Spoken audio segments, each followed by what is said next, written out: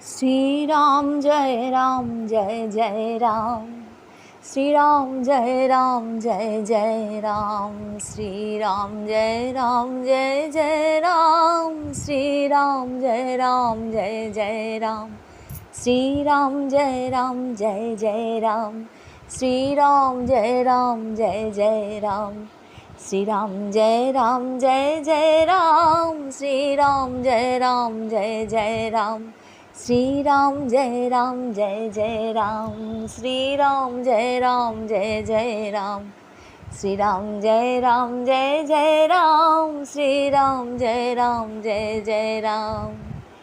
जय सियाराम। সবাইকে লাড্ডু গোপাল চ্যানেলে অনেক অনেক স্বাগত জানাই। গুরুদেবকে প্রণাম জানিয়ে, মাতা পিতাকে প্রণাম জানিয়ে আজকের পাঠ শুরু করব। আর মূল পাঠে আসার আগে শ্রী শ্রী তুলসীদাসজি শ্রীচরণ কমলে সশ্রদ্ধ প্রণাম জানিয়ে আজকের পাঠ করব। পাঠ করছি শ্রী শ্রী রামচরিতমানস গ্রন্থ থেকে, বালকাণ্ড থেকে। পার্ট 1 পার্ট 2 আপলোড হয়েছে। আজকের এই পাঠটা হচ্ছে কি পার্ট 3। পার্ট 3তে আমরা দেখব, এর আগের পার্টে আমরা শুনেছি যে গোস্বামী তুলসীদাসজি সাধু সন্তদের বন্দনা করছেন, তাদের মহিমার কথা বলছেন। এবারে তিনি অসাধু ব্যক্তি বা দুষ্ট ব্যক্তি বলে আমরা যাদেরকে মনে করি তাদেরও বন্দনা করছেন। আমরা এটা ভাবতেই পারি না যে যারা অসাধু বা খল প্রকৃতির, দুষ্ট প্রকৃতির, তাদেরও তিনি বন্দনা করছেন। আমরা এইটা ভাবতেই পারি না যে তাদেরও বন্দনা করা যায়। তারা কীরকম হন, কি কি দেখে, কি কি লক্ষণ দেখলে পরে আমরা এই সমস্ত ব্যক্তিদেরকে চিনতে পারবো, এবং এদেরকে কেন তিনি বন্দনা করছেন, এদেরও কোন জিনিসটা বন্দনা করার মতন সেটা তিনি ক্লিয়ার কাট এখানে উল্লেখ করছেন পরিষ্কার করে। আসছি মূল পাঠে। বলছেন কি, বহুরি বন্দি খলগণ সতী ভায়ে, যে বিনু কাজো দাহিনে হুবায়ে, পরহিত হানি লাভ জিনহ কেরে, উজারে হরস বিষাদ বসেরে। এইবার আমি শুদ্ধ সত্য জ্ঞানে দুষ্টদের প্রণাম করছি, কারণ তারা অকারণে তাদের হিতাকাঙ্ক্ষীরও প্রতিকূল আচরণ করতে অভ্যস্ত। অন্যের ক্ষতি তাদের দৃষ্টিতে লাভজনক। তারা অন্যের বিনষ্টিতেই হর্ষ এবং কল্যাণে বিষাদগ্রস্ত হয়ে থাকে। অন্যের ক্ষতিতে, বিনষ্টিতে হর্ষ মানে আনন্দ পায় এবং কল্যাণে বিষাদগ্রস্ত হয়ে থাকে। দুষ্টগণ হরিহরের যশরূপ পূর্ণ চন্দ্রের জন্য রাহু সম হয়ে থাকে। হরিহর যশ রাকেশ রাহুষে, পর অকাজ ভট সহস বাহুষে, যে পর দোষ লখহি সখ সাক্ষী, পর হৃত ঘিত জিনাহকে মন মাখি। দুষ্টগণ অপরের অনিষ্ট করাতেই সহস্র বাহু সম বীর হয়ে থাকে। ভগবান শ্রীবিষ্ণু এবং ভগবান শ্রীশঙ্করের যশগান হতে দেখলে তারা তাতে বাধা দিতে চেষ্টা করে। তারা অপরের দোষ সহস্র লোচনে প্রত্যক্ষ করে এবং সুখের অনুভব করে। যে পর দোষ লখহি সখ সাক্ষী, পর হৃত ঘৃত জিনাহকে মন মাখি। অপরের কল্যাণরূপ ঘৃতে তাদের মন মক্ষী সম হয়ে থাকে, অর্থাৎ মক্ষী ঘৃতে পতিত হয়ে তা নষ্ট করার সঙ্গে সঙ্গে নিজেও বিনষ্ট হয়। ঠিক একই রকমভাবে দুষ্টগণ সুকার্যকে নিজ জীবন দিয়েও পণ্ড করতে চায়। দুষ্টের তেজ অপরকে উত্তপ্ত করার ক্ষমতা অগ্নিসম। তেজ কৃষাণু রোষ মোহি শেষা, অঘ অবগুণ ধন ধনী ধনেশা, উদয় কেত সম হিত সবহিকে, কুম্ভকর্ণ সম সোবতনীকে। দুষ্টের তেজ অগ্নিসম, ক্রোধ যমরাজ সম হয়ে থাকে। পাপ এবং দুর্গুণ আদিতে তারা কুবের সম সম্পদ সম্পন্ন হয়ে থাকে। সকলের অমঙ্গল সাধনেই তাদের বৃদ্ধি কেতু সম। অতএব তাদের কুম্ভকর্ণ সম নিদ্রা গমনেই সকলের মঙ্গল নিহিত থাকে। শিলাবৃষ্টি শস্যক্ষেত্রকে ক্ষতি করার সঙ্গে সঙ্গে নিজেও কিন্তু দ্রবীভূত হয়ে গিয়ে বিনষ্ট হয়ে যায়। যারা অন্যের ক্ষতি করে তারা কিন্তু সেই আগুনে নিজেও পুড়ে মরে, তারা নিজেরও ক্ষতি করে। এটা তিনি পরিষ্কার এখানে বুঝিয়ে দিচ্ছেন। যেমন মক্ষিকার উদাহরণ দিলেন, ঘৃতের মধ্যে পড়লো, ঘিটাকে নষ্ট করার চেষ্টা করলো, নিজেও তো গেল, সেও তো সেই ঘিয়ের মধ্যে আটকে রইল। তো শিলাবৃষ্টি যেমন শস্যক্ষেত্রে ক্ষতি করার সঙ্গে সঙ্গে নিজেও তো তাই দ্রবীভূত হয়ে যাচ্ছে, তার মধ্যে দিয়ে বিনষ্ট হয়। তো দুষ্টের স্বভাব সেই শিলাসম হয়ে থাকে, যারা নিজের প্রাণ দিয়ে হলেও অপরের অনিষ্ট করতে ধাবিত হয়।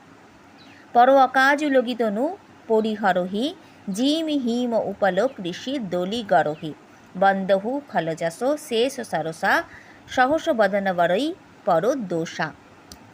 দুষ্টের স্বভাব সেই শিলাসম, তারা নিজেদের প্রাণ দিয়েও অপরের অনিষ্ট করতে ধাবিত হয়। আমি দুষ্টদের শেষ নাক সম জ্ঞান করে তাদের প্রণাম করি, যারা সহস্র মুখে সক্রোধে অপরের দোষ সকল বর্ণনা করে থাকে। আবার দুষ্টদের রাজা পৃথু, যিনি ভগবানের যশগান শ্রবণ করার জন্য 10 সহস্র কর্ণ প্রার্থনা করেছেন, সেই ভগবান রাজা পৃথুর সম জ্ঞান করে প্রণাম নিবেদন করি। অতঃপর দুষ্টদের ইন্দ্র সম জ্ঞান করে বন্দনা করি, কারণ ইন্দ্র সম তারাও সুরাকে উপাদেয় এবং হিতকর জ্ঞান করে, এবং কটু বচনরূপ বজ্রতে তাদের সতত প্রীতি থাকে। তো দুষ্টকর ইন্দ্র সম সহস্র নয়ন খুলে অপরের দোষ খুঁজে বেড়ায়।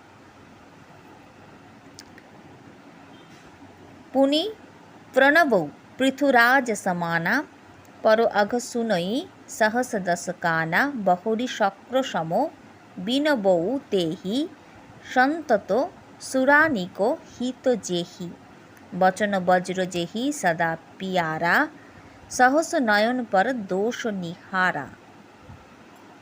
কচু বচনরূপ বজ্রতে তাদের সতত প্রীতি থাকে, এবং দুষ্টগণ ইন্দ্র সম সহস্র নয়ন খুলে কি করে, অপরের দোষ খুঁজে বেড়ায়। দুষ্ট যারা, তারা সহস্র নয়ন দিয়ে শুধু অপরের দোষ খুঁজে বেড়ায়।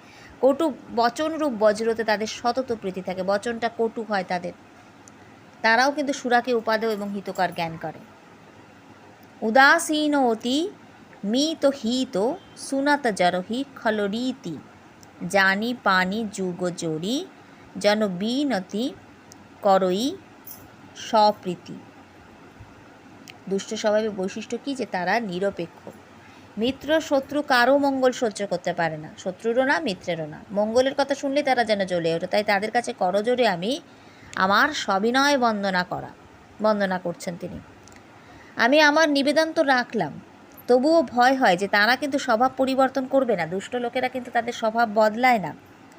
মই আপনি দিসি কিনহ নিহরা তিনহ নিজ और न लाउब भोरा बायस पलियहि অতি অনুরাগা হই নিরামিষ কবহু কি কাকা।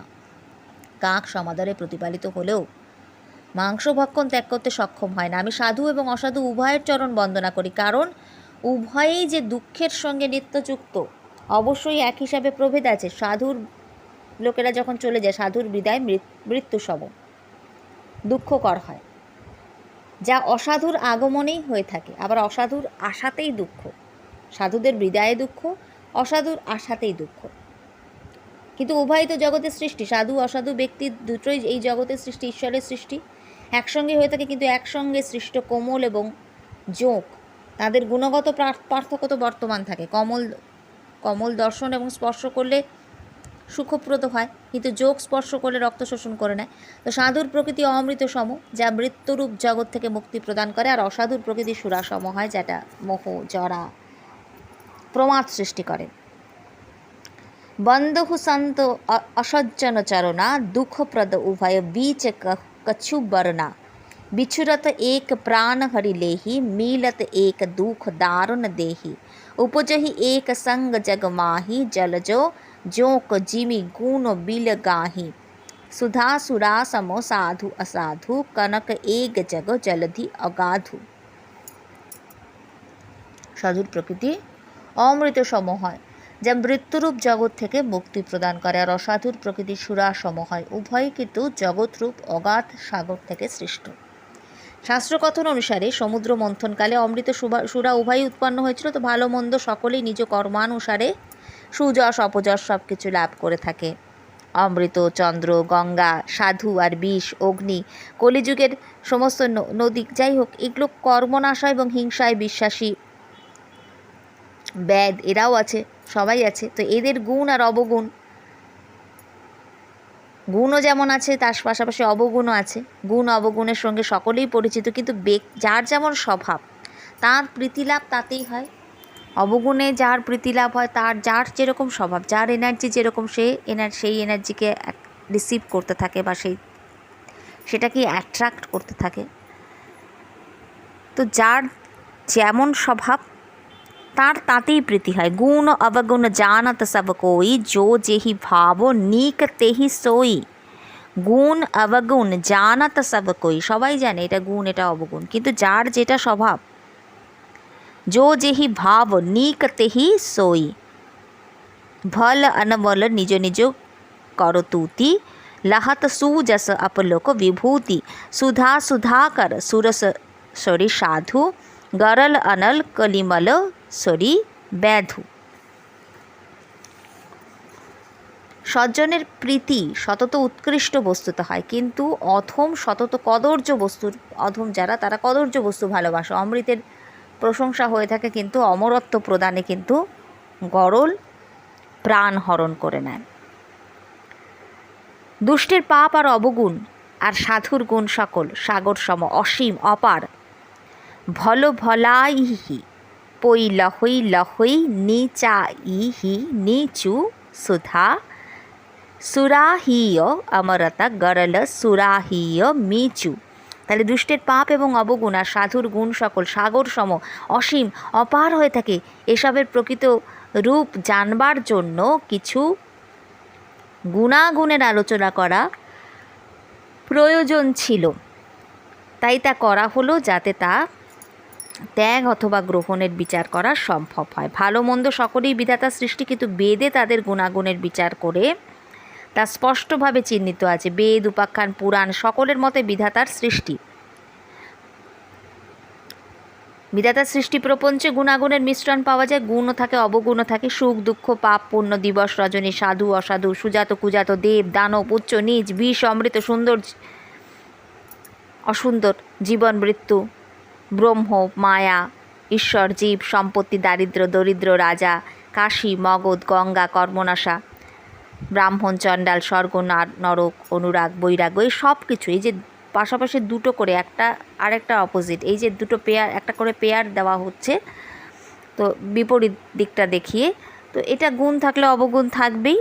সবই বিধাতা সৃষ্ট। বেদে শাস্ত্র সকল গুণাগুণ বিচার করে বিভাজন করেছে। তো স্থাবর জঙ্গম এই বিশ্ব চরাচরকে সৃষ্টিকালে বিধাতা গুণাগুণ সমন্বিত করেই সৃষ্টি করেছেন। সাধু সন্তরূপ হংস সকল সেই সৃষ্টির মধ্যে দোষযুক্ত জলকে ত্যাগ করে কেবল গুণযুক্ত দুগ্ধ গ্রহণ করে থাকে। তো তারা তো জলটাকে পরিত্যাগ করে, রাজহংসরা কী করে, শুধু দুধটাকে নেয়।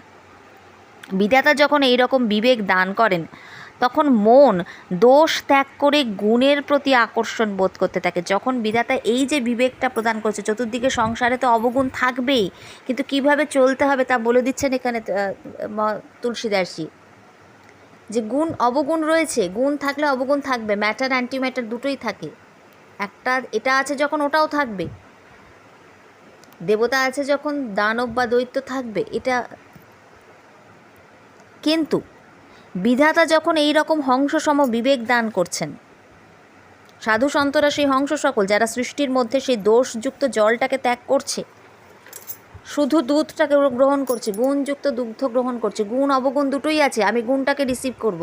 এখানে তিনি বলছেন যে কার কোনটাতে প্রীতি জন্মাচ্ছে সে সেটাকেই নেবে, যার যেমন স্বভাব তার তাতে প্রীতি জন্মায়। আমরা একটা ছোটোবেলায় যেটা আমরা গল্প পড়েছি, যে একঝুড়ি ফুল যদি মেছুনি যারা মাছ বিক্রি করে তাদের ঘরে আমরা যদি রেখে দিই, তার কিন্তু মাছের গন্ধেই ঘুম আসে, তার কিন্তু ঘুম আসবে না ফুলের গন্ধে। তার মাথার কাছে যদি মাছের চুপড়ি রাখা থাকে, তাহলে সেই মাছের আঁশটে গন্ধটাতেই তার কিন্তু ঘুম আসবে, যার যাতে প্রীতি।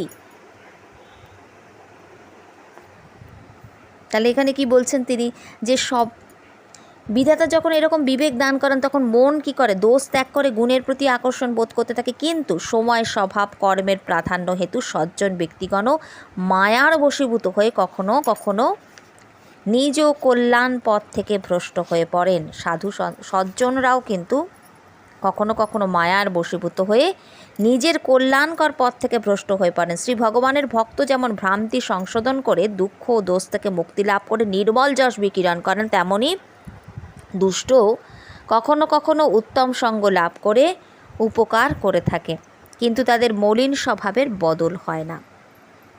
দুষ্ট লোকেরাও কিন্তু অনেক সময় উত্তম সঙ্গ লাভ করে,